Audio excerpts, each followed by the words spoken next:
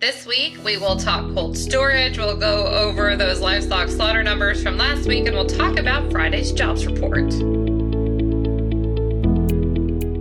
Welcome to the Weekly Livestock Market update on Brownfield. I'm your host, Meghan Grebner. With us this week is ag economist Josh Maples with Mississippi State University Extension. Josh, it's great to see you. Good to see you too, Megan. How's it going? It's great. We got a break from this heat dome, so we're looking at temperatures in the 70s, which feels like, I don't know, false fall. Are you still super hot and horribly miserable weather-wise in Mississippi? We also caught a break. We were in the high 80s today, so it was downright chilly. I don't know if I would call that chilly, but maybe better than 120 degrees in the shade. I don't know. That's right. All right. We're going to talk those reports coming up. But first, let's recap another wild week, especially when it comes to the cattle markets. Yeah, so let's jump in. Live steer prices, 249 or 242.69 per hundred for the 5 market average. This was up a little over $3 from a week ago. Megan, looking at a year ago, this is up $48 from a year ago for that 5 market average. Live cattle futures, what a roller coaster we saw in futures markets this week. Actually ended up 352 from a week ago. So that August live cattle contract was at 230 to close the week. August feeder cattle futures price was up $3 on the week to 334.40, including that big drop that we saw on Thursday, but rebounded a little bit on Friday. Choice box beef, 364.15 at the end of the week. This is down about $5 from a week ago as we continue to see some retreat in those box beef prices, or box beef values, I should say. Cash hogs, switching over to the hog space for a minute, down 61 cents to 107.62 per hundred on the week. And if we look at the futures, August lean hog futures were down $1.27 to close the week at 107.43. And then for the pork cutout, down $1.32 from a week ago, leaving it at 116.94.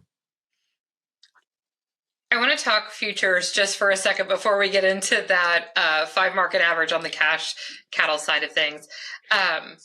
Despite best efforts to give back any gains yesterday in the futures market, when you're looking at the futures contracts and you're taking a look at some of these prices, and I guess this is probably part of the cash conversation as well, thinking about risk management, thinking about looking ahead long term, what potential opportunities are there still for these prices to go higher, knowing what we saw in last week's cattle reports? Yeah, there's still room. I mean, there really is. Now, one thing I want to really stress, Megan, is we're clearly in a bullish market for cattle prices. We have been for a while. If you plot futures prices over time, you see that we've just moved into stronger and stronger and stronger territory over many months now, a long period. But just because we're in a bullish market doesn't mean that you can't have periods within that you can be kind of left out to dry if that's the period where you're selling. So I think Thursday was a reminder of that. We saw a pretty big pullback. There was a ton of uncertainty. There is plenty of uncertainty in this market. We're pretty certain on the supply side, but there's still plenty of uncertainty on the demand side. And so some of that, markets don't like uncertainty. We've talked about that before, and especially on the eve of major trade announcements or expected trade announcements, whatever, however you want to phrase it.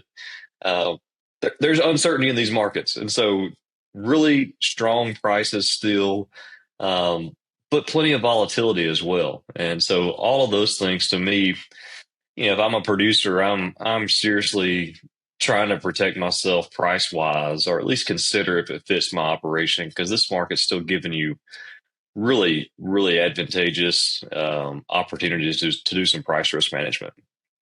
So let's talk about that 5 market average.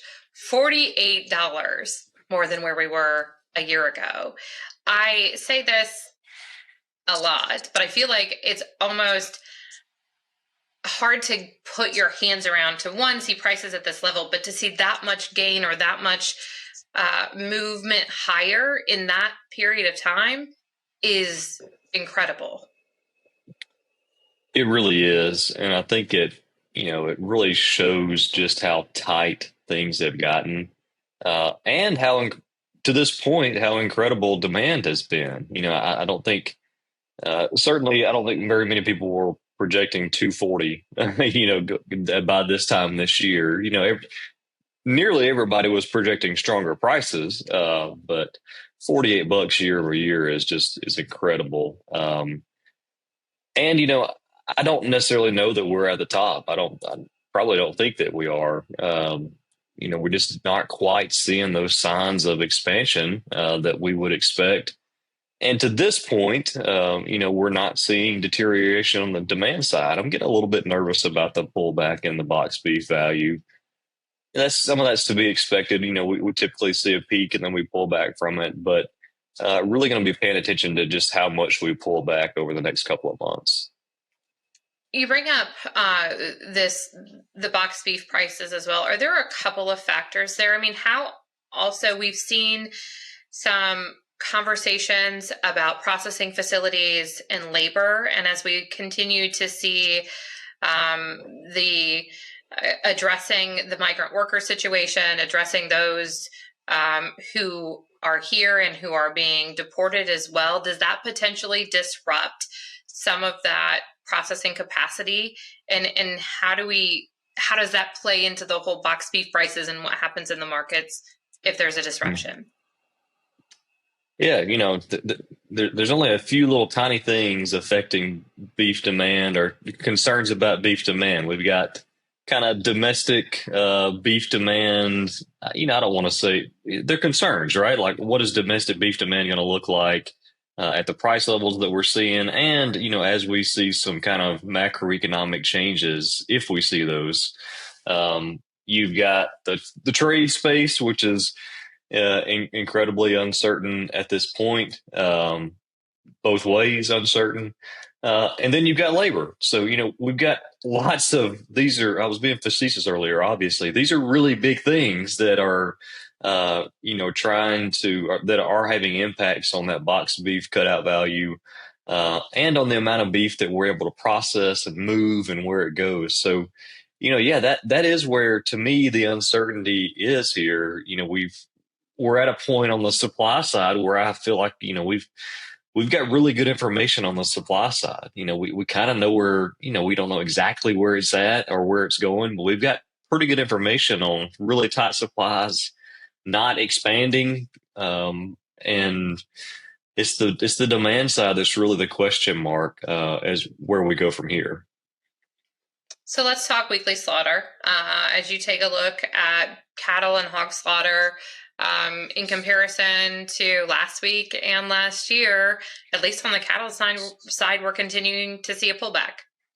Yep. Weekly cattle slaughter, 535,000 head.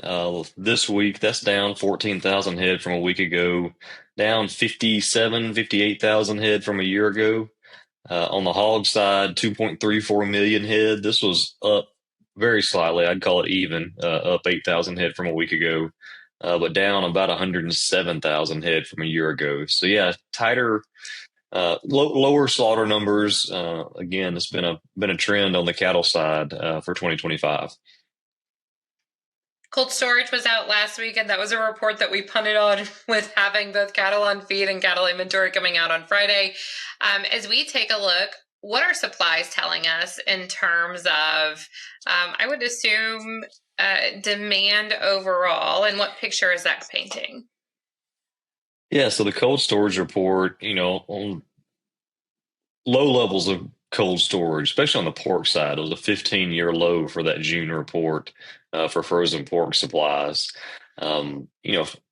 These support for pork prices, tells us about some stronger demand there, or some tighter supplies as well. But overall, we saw some lower numbers in June. On the beef side, beef stocks also fell, down 3%.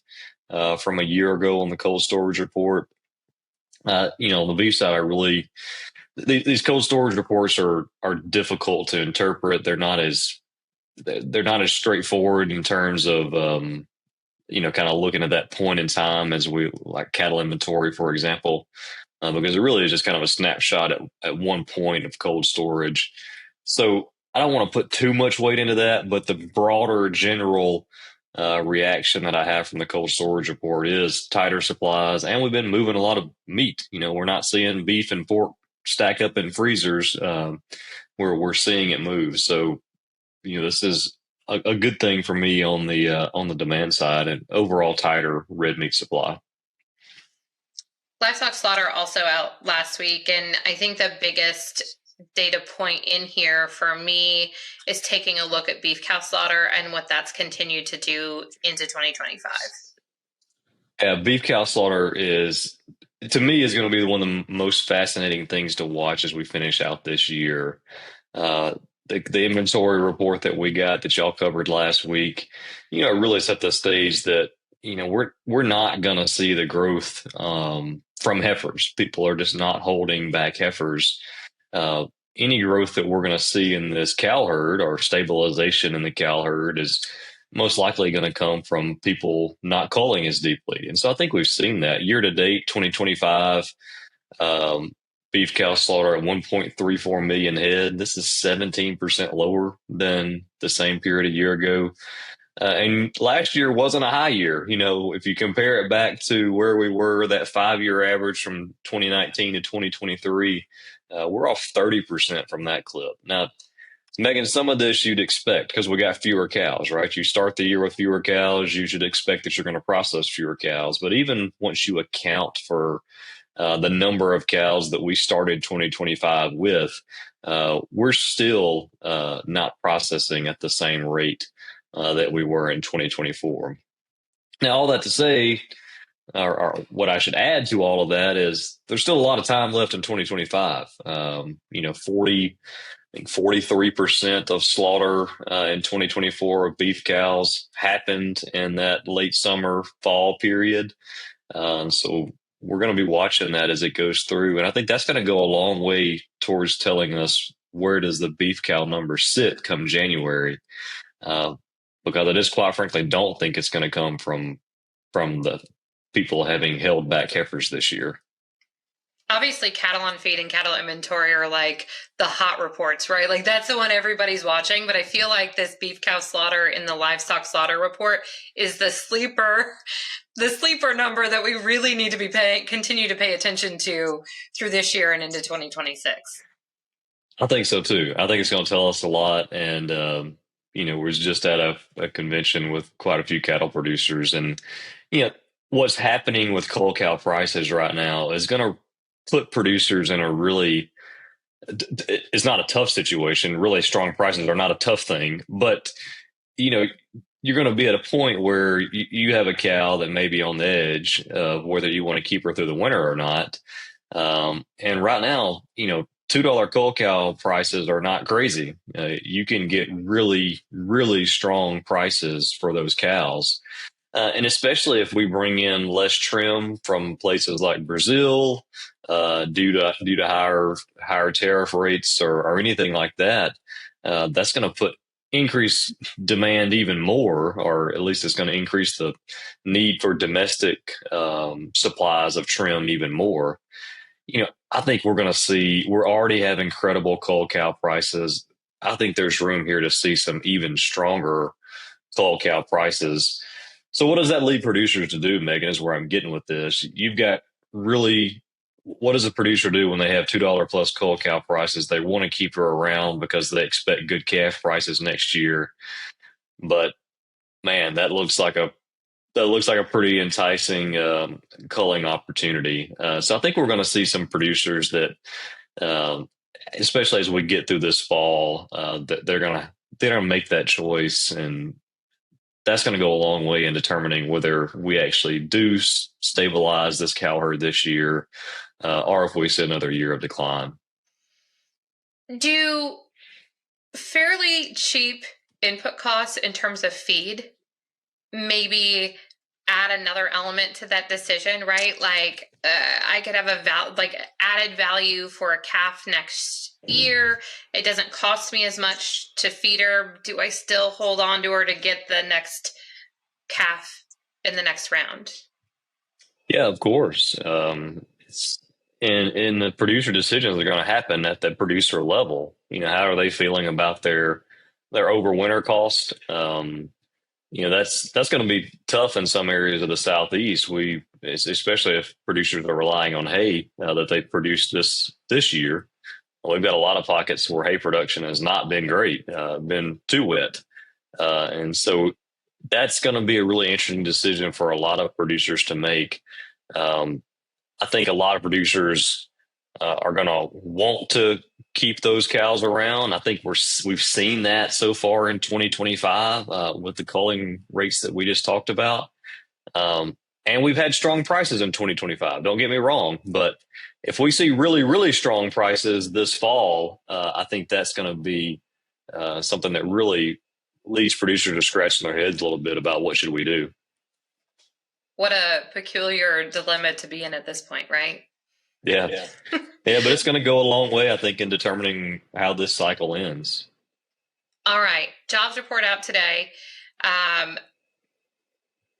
Not the numbers that anybody was expecting. And we also saw a revision from earlier in the year. So let's talk numbers, but then I want to talk about what this means for how this relates to consumer confidence and that demand element as well. Yeah, this was a tough jobs report, Megan. There's no other way to put it. Up 73,000 jobs, so added 73,000 jobs in July. Um, as part of that, healthcare sector made up most of that. Healthcare sector added about 55,000 jobs in July. Um, but that 73,000 is well off of what was expected. So going into this report, pre-report expectations were to be up about 115,000 jobs. So quite a bit lower than was expected ahead of the report. But the real kicker for this one was those May and June revisions. I think we talked about those reports when they came out. This report revised May and June down about 258,000 jobs across the 2 months lower. So basically erased what was previously thought to be added jobs during those months. That's a common practice for these reports. You think about it, the jobs report we just got now was for July, which ended yesterday. And so that job report is an estimate about what happened in July. And then as they collect more data over this month and even next month, they'll go back and revise the number that comes out. So that's what happened in the May and June one.